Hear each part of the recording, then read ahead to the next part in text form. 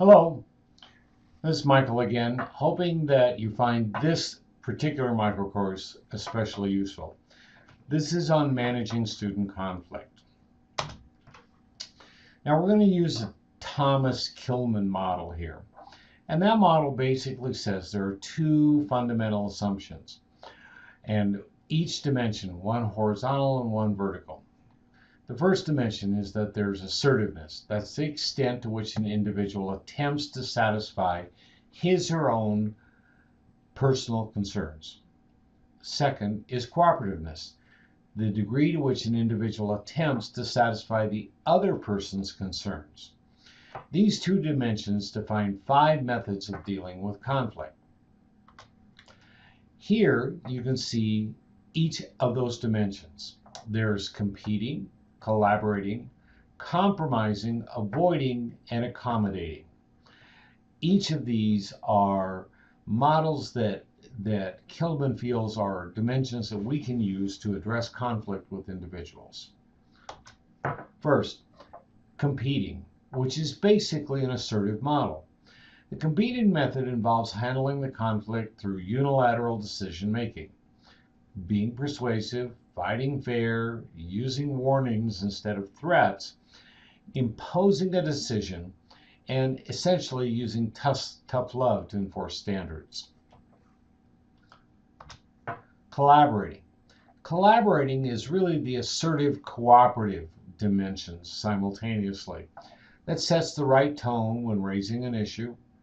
It identifies all underlying concerns.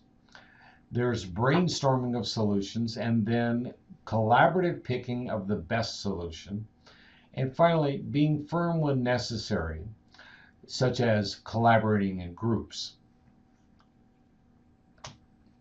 Compromising. Compromising is an intermediate assertiveness, cooperativeness dimension. Within this, there's principled compromise. It's based on a belief system and the correctness of the action. They are making partial concessions on those things that are not rigidly necessary, and assessing the value of working with the individual and getting the outcome that you want. The next is avoiding. Avoiding is an unassertive and uncooperative model. Essentially, it decides what is important and avoids the topic without being evasive. It breaks the anger cycle, particularly for the other individual. And the downside of this, it does have the ability to leave things unresolved. Then there's accommodating. Accommodating is unassertive but totally cooperative. Within the accommodating model, the individual concedes gracefully for the sake of the relationship. It forgoes your own personal desires.